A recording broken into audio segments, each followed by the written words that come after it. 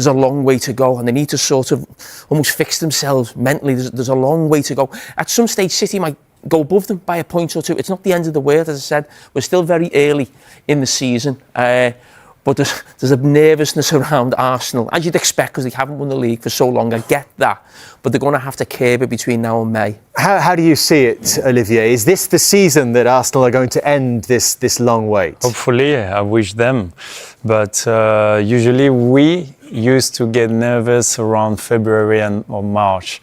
And I remember when Leicester won the title in 2016, we collapsed a little bit in that time. So if Arsenal is able to keep the rhythm and the race with City probably until mid-March, I would say. Olivia, can I ask you, when you say how it affected you mentally at that stage, are you talking about the squad of players in the dressing room, or are you talking about actually the crowd and sort of the atmosphere and everyone getting a little bit nervous about actually losing what they had? Can you say again? Sorry. Sorry. I lost you. Are you talking about the dressing room and the players? Yeah. Or are you talking about the crowd as well and everybody around Arsenal? No. I'm talking about us, the players. And statistically, and you can see in the records, even the previous years, last year and 2 years ago, Arsenal was there until a certain period where they lost the race for the title because they were not consistent enough, at this time, February or March. It's still early to say they will win the league, but this kind of 3 points are massive. Mm-hmm. There was the talk even then about whether Arsenal had the striker who was going to score the goals to take them to the title. Even when you were playing, Olivier, they've spent a lot of money on Victor Gyökeres in the hope that he's going to fill that gap for them and be the man to take them onwards to the title. He was in action against Wolves at the weekend. What have you made of him so far in an Arsenal shirt? I like his quality, his characteristic. He's strong, he can turn and finish. I think, we just need to give him a bit of time, and he's got everything a good striker require for the top level, and he need more game time and confidence, and I think Mikel Arteta gonna give him. Mikel Arteta certainly has options now, growing. 4 possibilities really, with the return of Gabriel Jesus, who we've seen in the last couple of games, and also Kai Havertz, who we think is getting closer, maybe from the start of 2026. He's only a couple of weeks away. And this is what they have contributed in the Premier League since the start of last season, these 4 different options, with their minutes per goal and assist across the bottom. And that tells us that Merino is probably the most efficient so far, and Gyökeres the least efficient. Is there one here that you think Mikel Arteta will turn to that is going to deliver the title for them this season? Mikel Arteta is a lucky manager to have these 4 players up front. Competition is good for the squad. I will say Gabriel Jesus coming back after a long injury, so we need to give him more time. Kai Havertz, more or less the same. Merino is doing a good job also up front, even if he's not a proper number 9. And I want to see as still a number 9. I want to see Gyökeres succeed in that team. I think he can improve, but he has everything. One more time, a top striker demands to the top level. Your argument, Jamie, was always that last season, when everyone said Arsenal need a number 9 to get them to the title, your argument was always it wasn't that, they needed more creativity. Can a combination of these players do the job for Mikel Arteta? Yeah, I think Gyökeres has come in, and we have to be honest, it's almost like the word on the street before he come to the Premier League was, we're not quite sure he's at the level of a really top European club, which is what Arsenal are now, one of the best teams in Europe. And I think even though it's early in his Arsenal reign, I think you can see where that sentiment was coming from. I actually think it's going to be tough for Gyökeres to be first choice Arsenal striker, especially when Gabriel Jesus gets up to speed, who I actually think is a better player than Gyökeres. I think Gyökeres would maybe score more goals over the season, but in terms of everything you'd want from a centre forward, I think Jesus is probably a better player. Moreno right now, I actually think he's probably his first choice. I know Gyökeres played at the weekend. I think that was down to the fact that he was just coming back from injury, needed a game, and it was also Wolves at home. Moreno's been fantastic, getting goals in that position, but almost like a false nine. Havertz again is almost another version of that. So you've almost got a bit of, variety there with a really good striker, a goal scorer, and players who almost play the false nine position as well. So I actually think they're going to need all four of them if they're going to go on and win the title. I don't think any of them is almost the guy who's this world-class striker that Arsenal have been after since maybe, Van Persie, Thierry Henry, Ian Wright. Mm-hmm. No. Don't put all the pressure on one player. You're a World Cup winner. You're a World Cup winner.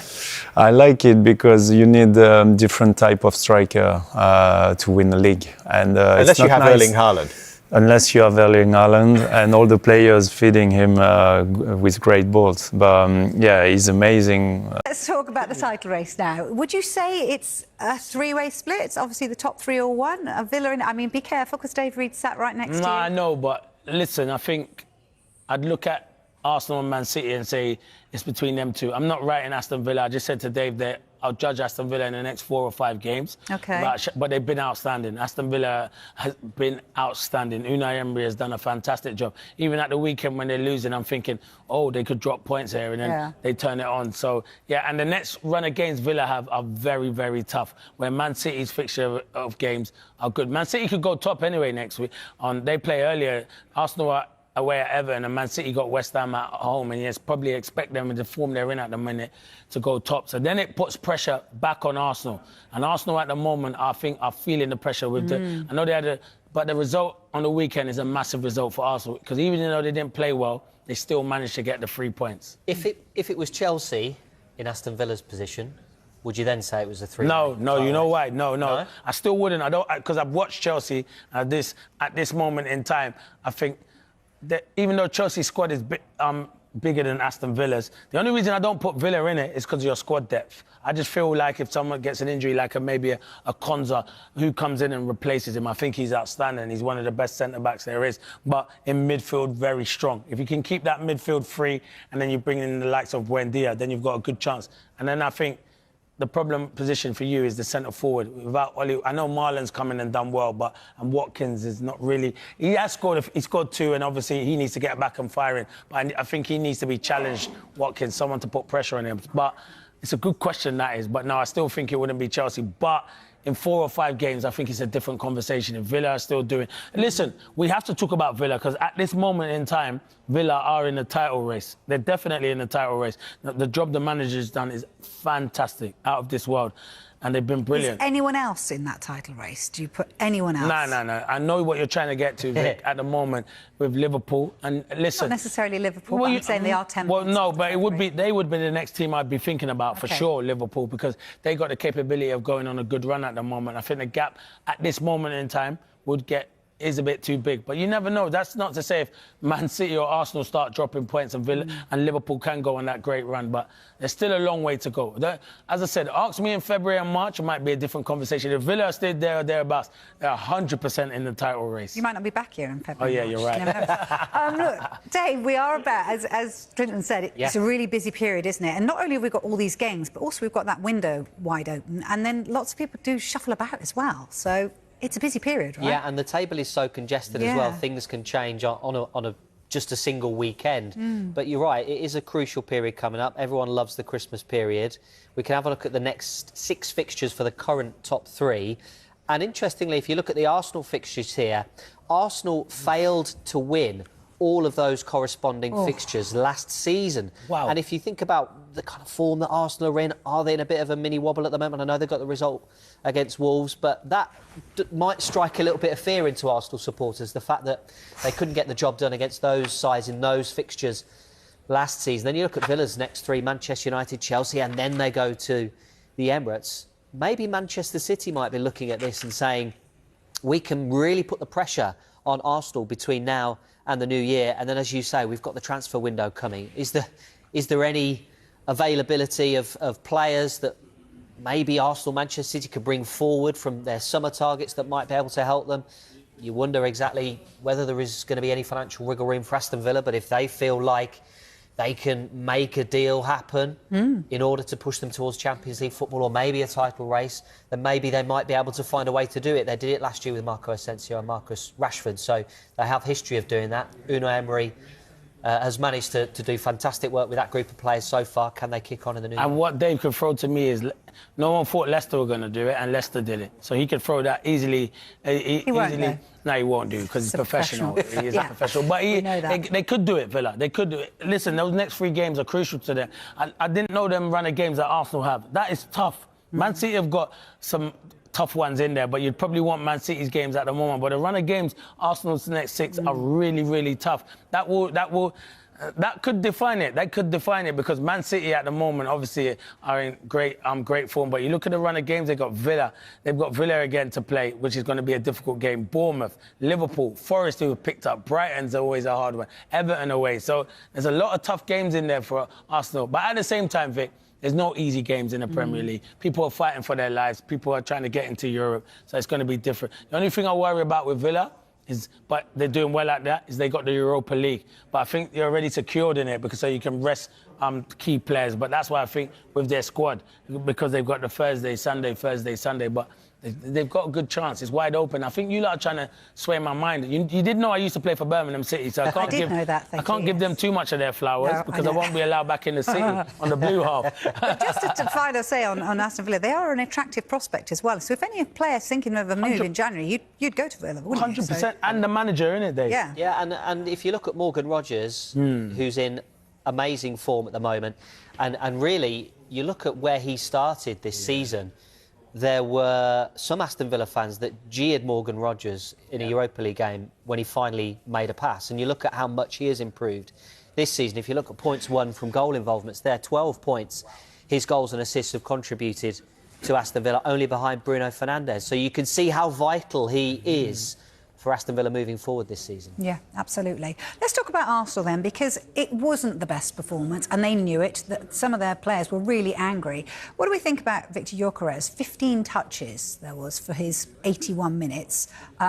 Gabriel Jesus, on the other hand, came on for a little cameo and had 9 touches. Different. You know what it is? Different games, you play different strikers. That game against Wolves, Victor Gyökeres wasn't a striker. Do you know why? There's no space in behind. Wolves basically defended on the 6-yard, on their 18-yard box or their 6-yard box and said there's no space. Gyökeres is not a player that wants to come to the ball because that's not his game. What he wants to do is run down the channel and open up space for the likes of the Ezes in there, the Sakas and the Madueke, Martinelli, whoever's playing their older guards. So that game was totally different. With Jesus is a different footballer. You've seen him when he was at Man City, he can play on either wing, but he drops into little pockets and he's good technically, really good. So you're telling me that Arteta got that wrong and he should have started with Jesus? No, I'd never say Arteta got it wrong. He hasn't got it wrong, but I think you see what Gyökeres offers Arsenal, which is different. He occupies defenders. So at Villa Park, I would have started Gyökeres in that game at Villa Park to, test the likes of Konza, where he started Marino, where everything was in front of them, and that's what they want. You ask any defender, don't want to run back to their goal. With Wolves, the way Wolves defended deep, there was no space for Gyökeres, and you saw Jesus come on and made a big impact. But that result could be crucial to Arsenal at the end of the season. They win the game and they didn't score. They didn't score, did they? No. The goals are who scored by Wolves players, aren't they? But it's a big result. Not playing at your best and still getting 3 points could be a big result for Arsenal. I can guarantee you last year, Arsenal lose that game. You've got about 10 seconds just to quickly say about your beloved Palace and how they did against City. Worrying performance from City, the fact that they're just galloping along there? Yeah, Man City are very good. Palace missed a lot of chances. Palace are doing well, though. But, yeah, Man City are flying at the moment. I'd be worried if I was at Arsenal because they look like they're playing ever so well at the minute. They look like they're cooking very well at the moment. That was me galloping. But Arsenal have shown that they are good enough to challenge for the Premier League title, but winning the league requires more than good football. Consistency and mentality will decide their fate. First, Arsenal must win the games they are expected to win. Titles are often lost against smaller teams, not big ones. Dropping points against teams in the bottom half of the table can destroy a title push. Arsenal must be ruthless, especially in home matches. Second, they must handle their direct rivals well, especially Manchester City. Even one win against City can make a big difference in both points and confidence. Avoiding defeat in these big games keeps Arsenal in control of the race. Squad depth is also crucial. The season is long, and injuries will happen. Arsenal need players from the bench who can step in without reducing the team's performance. Smart rotation will help keep players fresh. Mental strength is another key area. When pressure increases late in the season, Arsenal must stay calm and focused. Finally, strong defending will win them games. Champions know how to protect leads and win even when they are not at their best. If Arsenal do these things, their chances of winning the league will be very strong.